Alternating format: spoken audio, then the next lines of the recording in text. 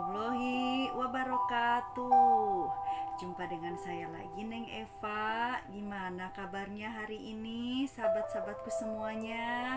Yang soleh dan soleha, yang dermawan, yang baik hatinya, yang rajin menabung dan juga rajin sedekah, yang cantik dan yang ganteng. Semoga hari ini sehat-sehat selalu dan dalam lindungan Allah Subhanahu wa Ta'ala, dan semoga kita semua berada dalam ridhonya. Amin, amin, amin ya robbal alamin. Baik sahabatku semuanya, kali ini saya akan membahas tentang apa ya? Kalau ada request boleh, mau dibawakan tentang apa ya? Yang penting masih menyangkut tentang spiritualitas ya. Saya akan bahas ini aja deh, tentang psikologis permasalahan tasawuf, bid'ah, sunnah, dan juga tentang syariat ya, yang mana memang kalau kita menjadi seorang salik itu akan mengalami fase di mana kita itu menjadi pertentangan dari keluarga, dari sahabat, teman-teman, atau bagi yang mendengarnya kalau kita itu tengah menjadi salikin gitu kan. Nah biasanya itu kan karena memang kita tidak bisa maido juga ya, bahwa permasalahan di dunia inilah, di bumi ini gitu kan, terutama ya di Indonesia gitu ya. Memang kan tidak semuanya ahli tasawuf gitu, atau tidak semuanya juga ahli syariat gitu kan. Kita itu memang terbagi ke beberapa golongan gitu. Bahkan dalam hadis itu kan ada 70 golongan, ada yang mengatakan 71 golongan, ada yang mengatakan 72 atau 73 golongan ya. Nah, di sini saya akan membahas tentang psikologisnya aja ya, bahwa jika kita berada di fase ini mendapatkan pertentangan, tapi kalau sudah terlanjur jadi salikin, sebaiknya lanjutkan saja, pelajari saja dulu ilmunya sampai selesai. Biarkan hidayah Allah dan taufik Allah yang membimbing kita gitu. Karena memang pertentangan itu akan selalu ada. Jangankan di dunia yang memang ini sifatnya itu kan sangat sensitif ya, sensitif lah gitu. Di sekolah pun kita memang banyak persaingan, banyak pertentangan. Di lingkungan pekerjaan pun sama seperti itu. Dan di dunia majelis pun sama seperti itu. Karena memang majelis itu tidak semuanya majelis syariat dan juga tidak semuanya majelis thoriqoh gitu kan, terbagi-bagi. Nah, kalau misalkan ada yang membid'ah-bid'ahkan gitu kan, karena memang ilmu syariat itu berbeda dengan ilmu batiniah atau ilmu spiritualitas, atau yang lebih tinggi lagi ilmu tasawuf. Memang betul beda, namun antara syariat dan hakikat ini atau ilmu tasawuf ini tidak bisa dipisahkan, karena memang badan dengan atau jasad ini dengan ruh ini kan kita tetap nyatu gitu kan. Kemana kita berjalan, kemana kita bergerak akan selalu bareng gitu. Namun hanya ilmunya saja yang berbeda. Kalau misalkan ada yang membid'ah-bid'ahkan atau ada yang mensesat-sesatkan, jangan langsung mundur. Jadi pakai ilmu tai gitu. Tahu kan tai? Nah, kalau tai dan batu maksudnya, kalau batu itu kan kalau nyemplung ke air langsung ini kan, langsung tenggelam gitu. Nah, kita itu jangan kayak tai. Kalau tai dicemplungin dia pasti ngambang lagi gitu. Nah, jadi jangan seperti itu. Pas saya pakai baju kuning tapi ini oranye ya, bukan kuning. Astagfirullahaladzim.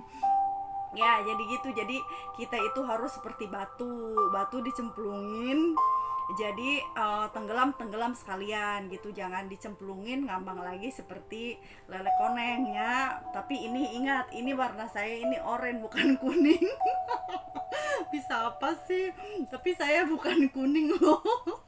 Nah, terus Ya, memang saya juga sering ilmu syariat itu ya tetap kita pelajari ya, karena itu kan kebutuhan dohir kita gitu kan.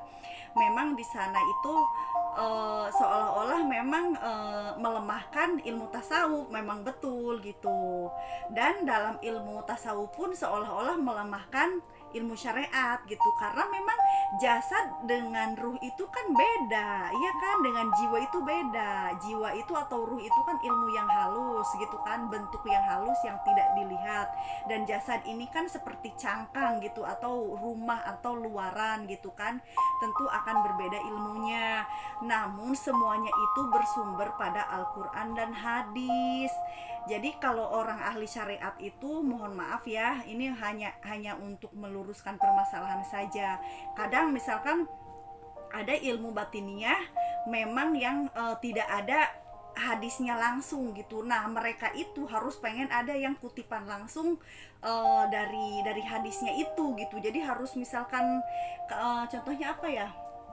Aduh, saya rentan juga ya kalau ngebahas ini. Maksudnya pokoknya ada memang ilmu-ilmu batiniah yang tidak langsung ada hadisnya, namun itu adalah pengembangan dari hadis gitu. Ini contoh ya, contoh yang lebih mudah difahami saja. Misalkan gini, seperti dalam Al-Quran, wala takrobu jinah kan, dan janganlah kamu mendekati jinah gitu kan. Nah, dekat aja tidak boleh, apalagi apa namanya eh, berbuat gitu. Nah, di situ kan tidak dijelaskan dong, misalkan cium-ciuman, grepe-grepe, misalkan ke lawan jenis gitu kan, misalkan meluk gitu, kan tidak dijelaskan dalam Al-Quran. Tapi kita tahu kan, berciuman itu jinah gitu, jinah bibir, grepe-grepe itu jinah tangan, misalkan kan, terus meluk juga ya mungkin jinah badan atau jinah tangan yang memeluk. Tapi kan di dalam Al-Quran kan tidak dijelaskan secara rinci. Tapi kita tahu kalau berciuman itu adalah jinah, kalau menciumnya itu bukan yang kepada yang halal gitu atau suami istri gitu. Nah, kebanyakan memang ilmu tasawuf ini, jadi kita itu mengambil intisari dari hadis, masih kurang paham.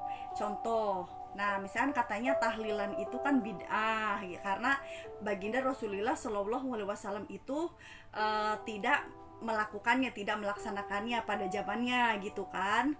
Nah tapi kan itu sudah zaman-zaman kesini memang tahlilan itu tidak dilaksanakan gitu, jadi seolah-olah bid'ah.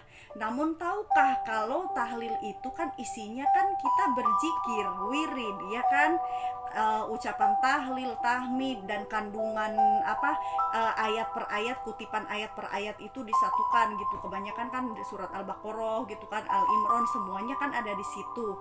Jadi kan tidak harus memang ada hadisnya, namun apa yang ada di sana itu, di dalam tahlilan itu, semuanya itu bersumber pada Al-Quran dan hadis. Baginda Rasulullah SAW kan mengucapkan la ilaha illallah, iya kan, berzikir la ilaha illallah, berzikir istighfar. Semua yang ada di sana itu jadi pengembangan dari hadis dan Al-Quran, walaupun memang tidak ada hadis yang langsung mengatakan kalau malam Jumat dianjurkan tahlilan. Memang tidak ada kutipan hadis seperti itu gitu. Tapi kalau kita mau berpikir luas, isi tahlilan itu semuanya itu kan untuk menambah keimanan kita kepada Allah dan untuk berzikir kepada Allah kan. Sedangkan berzikir itu sangat dianjurkan, dan itulah tujuan kita gitu, dilahirkan ke bumi ini salah satunya ya untuk beribadah, yaitu berzikir gitu loh. Jadi luas gitu, mikir tuh yang luas gitu ya. Jadi memang tidak harus selalu langsung ada kutipannya, namun dari ayat per ayat itu kita kembangkan lagi. Jadi kita memaknai keluasan ilmunya Allah gitu, bahwa ilmunya Allah itu memang ada dua, ada ilmu tentang Allah dan ada ilmu tentang hukum Allah. Nah, ilmu tasawuf ini adalah ilmu tentang Allah gitu. Itu dalam kitab Durratun Nasihin. Jadi kita itu kalau belajar tasawuf itu bisa bijaksana orangnya, jadi tidak mudah maido orang, tidak mudah menghakimi orang lain gitu kan. Jadi ya sudahlah, apa ya, anggap saja ilmu kedokteran juga kan sama. Kata tukang urut ini mah diurut juga cager gitu kan. Terus kata dokter penyakit dalam, jangan ke tukang urut, bahaya gitu, lebih baik dioperasi atau di apa. Toh nyatanya, pada kenyataannya ada sih yang sakit diurut sembuh gitu, terus ke dokter juga sama sembuh. Intinya kan untuk menyembuhkan gitu, jadi inti sarinya gitu, jadi esensinya yang kita ambil gitu loh ya. Jadi kalau misalkan ada pertentangan tentang ilmu itu, jangan apa namanya, jangan langsung mundur gitu, tetap lanjutkan menjadi seorang salikin, karena memang ilmu tasawuf ini adalah ilmu batinnya dan ilmu halus dan ilmu tua ya, ilmu kodim gitu, dari ilmunya sejak zaman Nabi Adam tuh sudah ada gitu, walaupun misalkan zaman dulu itu masih dirahasiakan gitu kan ya, memang tidak bisa diajarkan di online karena saya hanya membahas tentang psikologisnya saja gitu ya.